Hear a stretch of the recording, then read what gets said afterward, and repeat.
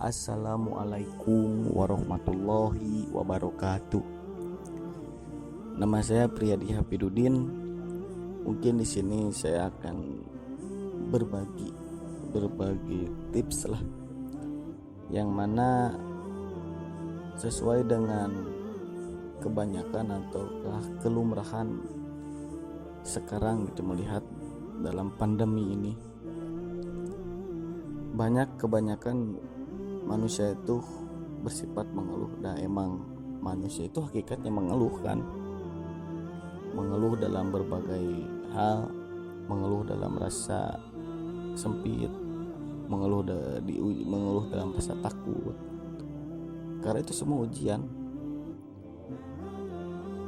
adalah sebuah keniscayaan atau sebuah hal yang pasti yang akan ditimpa kepada seseorang. Ada sebuah kutipan hadis yang artinya apabila Allah mencari seseorang, pasti akan diuji. Seperti itu. Terus balik lagi tadi kepada pembahasan awal, yaitu manusia hakikatnya mengeluh. Kenapa mengeluh? Ada dalam Quran surat Al-Ma'arij ayat 19-20 yang artinya sesungguhnya manusia itu diciptakan bersifat keluh kesah, lagi kikir. Apabila ia ditimpa kesusahan, ia berkeluh kesah. Sadar atau tidak sadar, mengeluh adalah sifat dasar manusia yang sering kali muncul pada saat ditimpa sebuah masalah ataupun sebuah kesulitan hidup. Padahal belum tentu hal yang menimpa itu adalah keburukan, karena setiap yang menimpa kita pasti ada hikmahnya. Sesuai dengan Quran surat Al-Baqarah ayat 216. Jadi tidak mutlak bagi setiap manusia dilarang untuk berkeluh kesah. Tetapi ada juga yang diperbolehkan jika kita berkeluh kesah. Seperti proses nasihat, proses meminta dinasihati, itu pun sama berkeluh kesah. Tetapi ada proses yang memicu kita menjadi menjadi kita lebih baik itu.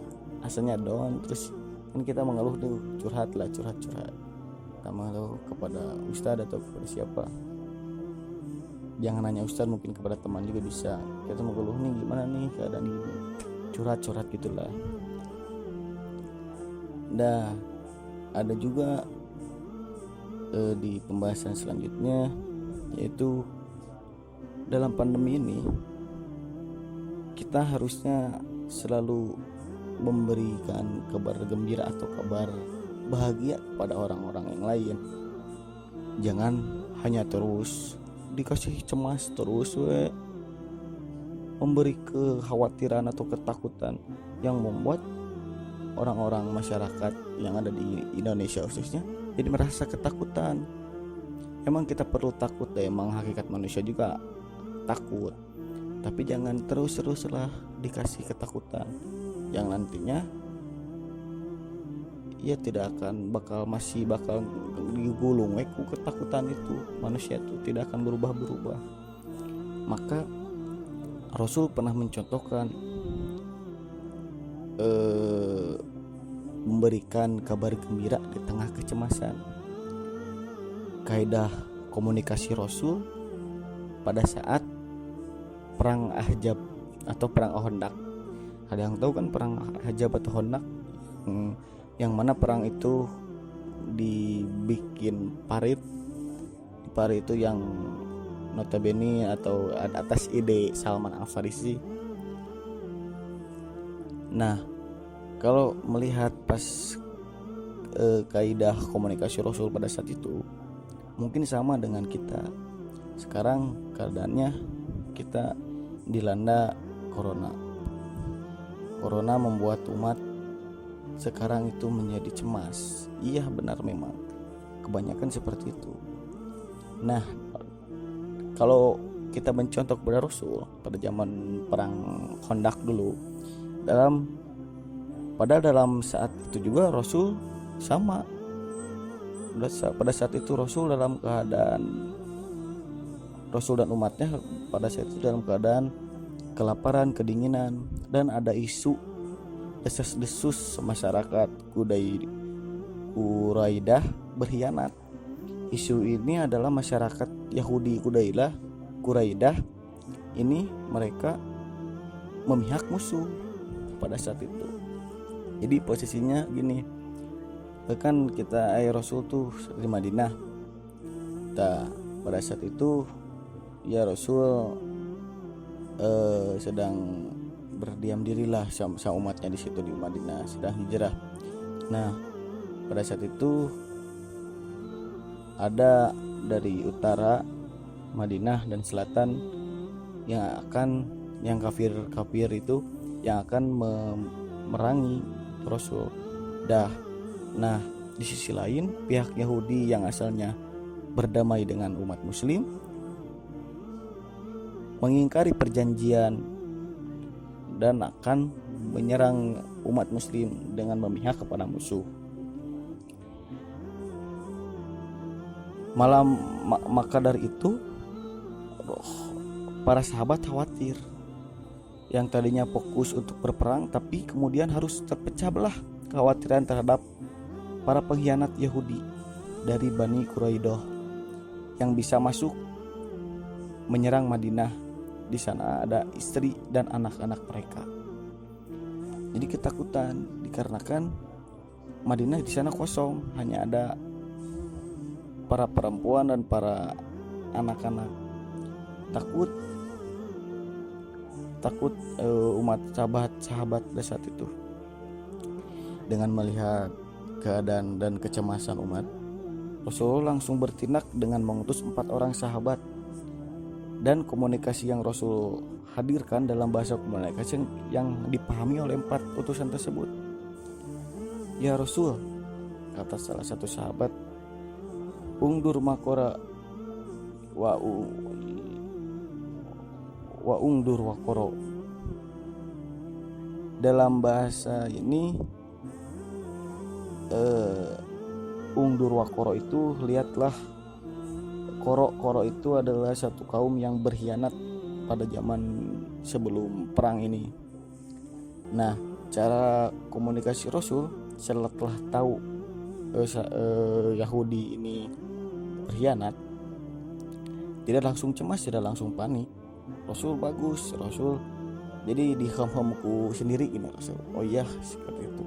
Jadi jangan sampai yang lain tahu, cukup yang berempat dan Rasul aja yang tahu. Umat manusia sedang panik pada saat umat.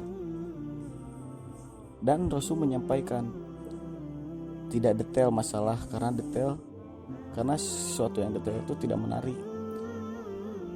Malah Rasul menghadirkan kegembiraan pada seorang muslim di tengah situasi genting. Yang paling penting adalah bagaimana muslim itu tahu cara bersikap. Formasi yang hanya membuat panik tidak perlu disampaikan. Dalam hadis Rasul bersabda, di antara amalan yang paling utama adalah menyenangkan seorang muslim. Nah, kalau lihat di sekarang kan kebanyakan tuh di media-media yang sekarang dikit-dikit ya kekhawatiran tentang corona. Ya nggak apa-apa khawatir, tapi jangan berlebihan. Banyak dokter-dokter pun yang berkata imun kan kalau disangkut pautkan lagi dengan sugesti lah ya, kalau kata saya. Jadi kalau sugestinya kita semua positif itu bagus, sugestinya lagi bagus, imun pun naik. Beda saatnya kalau kita sugestinya lemah, terus hati kita cemas, hati kita takut, justru itu imun kan menurun. Nah itu mungkin bisa jadi faktor penyebab kita terkena dampaknya tuh. Karena pada saat Rasul pun kalau ada kabar gembira sedikit pun langsung diberitakan dengan terbuka dan jelas. So sekarang misalkan yang ahli-ahli dalam hal apapun, terutama dalam hal kebijakan corona, so kabarkan yang baik. Misalkan corona akan beres kapan, ini kita bisa normal lagi. So harus sama seperti itu. Karena tadi kalau dilihatnya dari sebuah hadis Rasul, di antara amalan yang paling utama adalah menyenangkan seorang muslim. Air tar robi, karena ada amalan yang paling utama di antara amalan yang paling utama adalah kutipan hadisnya asyurur udhulu fil qalbi bil mu'min. Kebahagiaan yang paling yang kamu masukkan ke dalam hati muslimin itu adalah ibadah. Asyurur udhulu fi qalbi bil mu'min. Kebahagiaan yang kamu masukkan ke dalam hati seorang muslim itu adalah ibadah. Nah, dan untuk yang beriman, berita buruk menjadi sarana menarik untuk ibadah, bukannya ditambah menurun. Bagi orang beriman itu berita buruk itu bukan jadi malah hambatan, justru malah bikin kita semakin bersemangat dan semakin menaikkan, menjadi sarana untuk menaikkan ibadah dan menaikkan iman kita, bukannya menurun. Ya, ini balikan lagi untuk mengingatkan asyurur udhulu fi qalbi bil mu'min. Kebahagiaan yang kamu masukkan ke dalam hati seorang muslim itu adalah ibadah. Jadi kesimpulan yang saya kutip dari sedikit mungkin tausiah lah atau apalah, bisa sebut ngawangkong sedikit bersama Priyadi Hafidudin atau di kampus Ukiling dibilang Kang Noyod. Intinya janganlah kalian cemas terlalu dalam.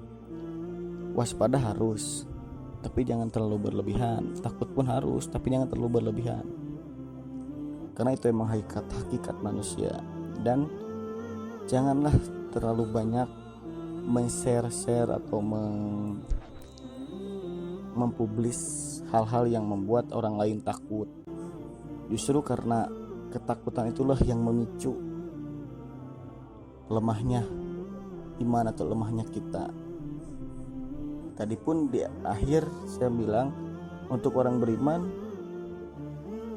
berita buruk atau kabar buruk ini menjadi sarana ibadah, sarana untuk menaikkan ibadah, bukan untuk tambah menurun, seperti itu. Dan